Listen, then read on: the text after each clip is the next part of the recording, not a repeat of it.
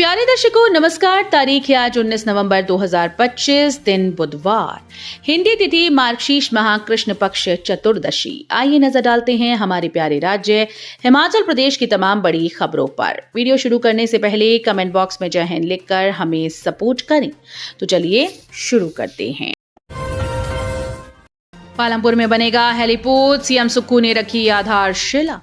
मुख्यमंत्री सुखविंदर सिंह सुक्खू ने पालमपुर के अपने एक दिवसीय दौरे पर 19.77 करोड़ रुपए की लागत से निर्मित होने वाले पालमपुर हेलीपोर्ट की आधारशिला रखी। हेलीपोर्ट में यात्री टर्मिनल भवन, फायर स्टेशन, उपयोगिता भवन और यात्रियों के लिए अन्य सुविधाएं उपलब्ध होंगी। मुख्यमंत्री ने जनसमूह को संबोधित करते हुए कहा कि इस हेलीपोर्ट को अगले वर्ष अप्रैल तक पूरा कर दिया जाएगा, जिसके पश्चात चंडीगढ़ और शिमला के लिए किफायती किराए पर हेलीकॉप्टर सेवाएं शुरू हो जाएंगी। उन्होंने कहा कि राज्य सरकार कांगड़ा जिले के लिए कई विकासात्मक योजनाएं तैयार कर रही है। पालमपुर में एक पर्यटन गांव विकसित करने का प्रस्ताव भी तैयार किया गया था, लेकिन भाजपा के कुछ लोगों ने अदालत का दरवाजा खटखटाया और इस पर रोक लगवा दी। हिमाचल में शुष्क मौसम बरकरार। कुकुमसेरी में -5.1 पहुंचा न्यूनतम तापमान।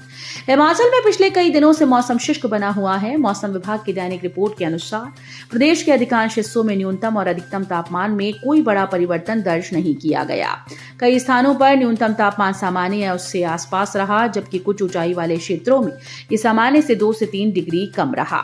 सबसे कम न्यूनतम तापमान कुकुमसेरी में दर्ज किया गया, जहां न्यूनतम तापमान -5.1 डिग्री सेल्सियस तक गिर गया। वहीं सर्वाधिक अधिकतम तापमान ऊना में दर्ज किया गया। चुनाव आयोग की अधिसूचना का कानूनी अध्ययन कर रही सरकार। प्रदेश चुनाव आयोग के द्वारा पंचायती व नगर निकायों की सीमाओं में बदलाव पर रोक के संबंध में जारी की गई अधिसूचना का प्रदेश सरकार कानूनी अध्ययन करने जा रही है। इस संबंध में मुख्यमंत्री सुखविंदर सिंह सुक्खू ने कहा कि सरकार की प्राथमिकता आपदा प्रभावितों को राहत पहुंचाने की है। पालमपुर में पत्रकारों से बातचीत करते हुए मुख्यमंत्री ने कहा कि प्रदेश में आपदा अधिनियम लागू है और प्रदेश सरकार आपदा प्रभावितों को राहत प्रदान करने का कार्य प्राथमिकता के आधार पर कर रही है। वहीं जिन क्षेत्रों में सड़कें और अन्य आधारभूत संरचनाएं फिलहाल बंद पड़ी हैं, उन्हें भी बहाल करने की दिशा में सरकार तीव्रता से कार्य कर रही है। उन्होंने कहा कि ऐसे क्षेत्र के लोगों को मताधिकार से वंचित नहीं किया जा सकता। जंगली जानवरों से फसल को नुकसान और बाढ़ से प्रभावित धान की खेती अब फसल बीमा योजना के दायरे में। कृषि एवं किसान कल्याण मंत्रालय ने प्रधानमंत्री फसल बीमा योजना के तहत किसानों को बड़ी राहत देते हुए जंगली जानवरों के द्वारा फसलों के नुकसान और धान जल भराव को आधिकारिक रूप से बीमा कवर में शामिल कर लिया है। ये फैसला लंबे समय से विभिन्न राज्यों के द्वारा की जा रही मांग के बाद लिया गया। सरकार का ये फैसला किसान हितों की दिशा में एक महत्वपूर्ण कदम माना जा रहा है। सरकार के द्वारा जारी बयान के अनुसार जंगली जानवरों से फसल नुकसान को स्थानीयकृत जोखिम श्रेणी के 5वें एड ऑन कवर के रूप में मान्यता दी गई। इसके तहत राज्य सरकारें प्रभावित जिलों और बीमा इकाइयों की पहचान ऐतिहासिक आंकड़ों के आधार पर करेंगी। अब बाइक पर सामान बेचने वालों की खैर नहीं, पुलिस ने उठाया कड़ा कदम। भवारना और आसपास के क्षेत्रों में आजकल दोपहिया वाहनों पर कुर्सियां, बेड, हमाम और गद्दे बेचे जा रहे हैं। सुबह के समय ये लोग अपने दोपहिया वाहन के पीछे सामान बांध लेते हैं और गांव में बेचने के लिए चल पड़ते हैं। कुछ लोगों ने तो बेड भी बांधे होते हैं, जिससे कभी भी कोई भी दुर्घटना घट सकती है। सकरी सड़क और तीखे मोड़ों पर सामान से बाइक का संतुलन बिगड़ने से हर समय दुर्घटना का अंदेशा बना रहता है। हर वर्ष सर्दियों का मौसम शुरू होते ही बाहरी प्रदेशों से लोग यहां पहुंच जाते हैं और लगभग 4 महीने तक कुर्सियां, बेड, हमाम और अन्य वस्तुएं गांव-गांव में जाकर बेचते हैं। इससे एक तरफ तो आबकारी विभाग को चूना लग रहा है और दूसरी ओर टैक्स दे रहे दुकानदारों को भी व्यापार में नुकसान हो रहा है।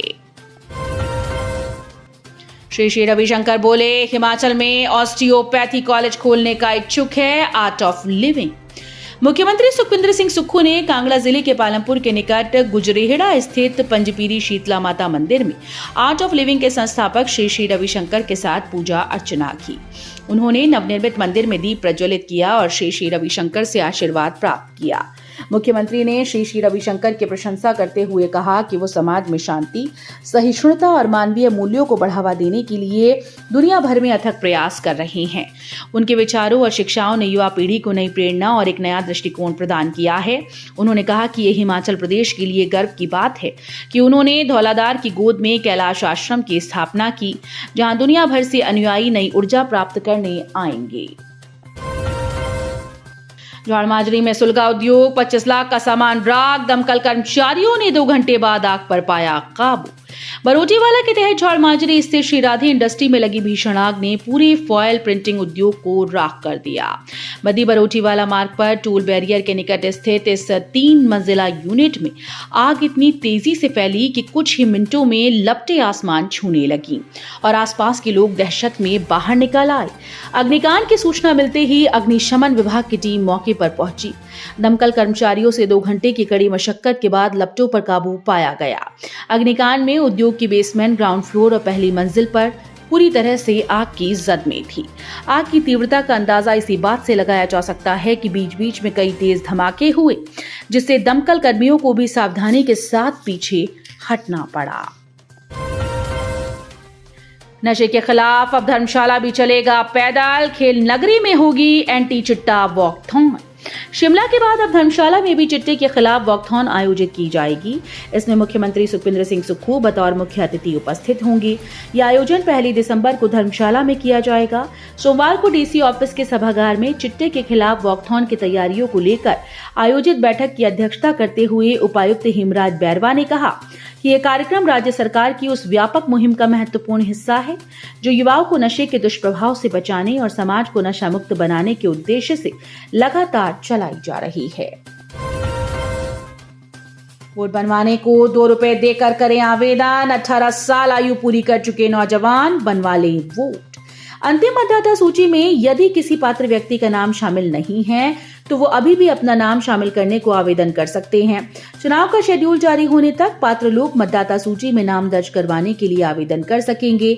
मतदाता सूची में नाम शामिल करने को लेकर संबंधित जिला निर्वाचन अधिकारी और उपायुक्त के कार्यालय में निर्धारित प्रारूप पर दोहरी प्रति में 2 रुपए का शुल्क अदा कर निर्वाचन का कार्यक्रम जारी होने तक आवेदन प्रस्तुत किया जा सकता है।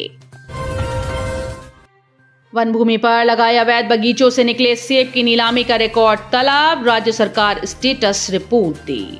हिमाचल प्रदेश हाईकोर्ट ने वन भूमि पर लगाए अवैध बगीचों से निकाले गए सेब की नीलामी का रिकॉर्ड पेश करने का आदेश जारी कर दिया है। न्यायाधीश विवेक सिंह ठाकुर और न्यायाधीश बीसी नेगी की खंडपीठ ने वन विभाग को यह आदेश जारी करते हुए उन लोगों का ब्यौरा भी कोर्ट के समक्ष रखने के आदेश दिए जिन्होंने बोली में भाग लिया और जिनके पक्ष में फसल की नीलामी की गई। हिमाचल के युवाओं के लिए यूएई में नौकरी का सुनहरा मौका, मिलेगी इतनी सैलरी। विदेश में नौकरी करने के अवसर तलाश रही हिमाचल प्रदेश के युवाओं के लिए खुशखबरी है। HPSEDC के तत्वावधान में JSDC ग्रुप ऑफ कंपनीज के माध्यम से संयुक्त अरब अमीरात में करियाना और भोजन वितरण के लिए डिलीवरी राइडर्स के पदों पर भर्ती की जा रही है। इसमें प्रदेश के युवाओं को रोजगार मिलेगा। जिला रोजगार अधिकारी अरविंद सिंह चौहान ने बताया कि चयनित अभ्यर्थियों को भारतीय मुद्रा में प्रतिमाह 70,000 से 1 लाख रुपए के बीच वेतन प्रदान किया जाएगा।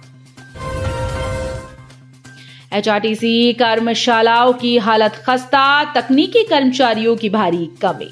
हिमाचल परिवहन तकनीकी कर्मचारी संगठन की त्रैमासिक बैठक मंगलवार को परिवहन निगम मुख्य कार्यशाला तारा देवी में संगठन अध्यक्ष पूर्ण शर्मा की अध्यक्षता में संपन्न हुई।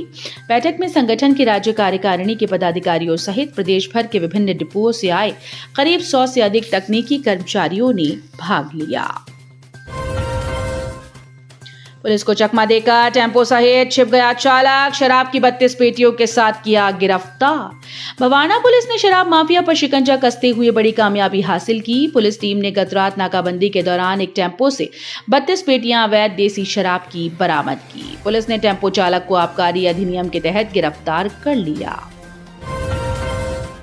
तेज रफ्तार कार की टक्कर से बुजुर्ग उछलकर सड़क पर जा गिरा, अस्पताल में तोड़ा दम। हिमाचल प्रदेश के जिला ऊना में एक दर्दनाक हादसे में बुजुर्ग की मौत हुई। उपमंडल बंगाड़ा के नरूहू मलांगण मार्ग पर सड़क दुर्घटना में एक पैदल चल रहे बुजुर्ग की दर्दनाक मौत हुई। तो ये थी आज की फटाफट खबरें। हम मिलेंगे अगले बुलेटिन में, तब तक के लिए धन्यवाद। जय हिंद।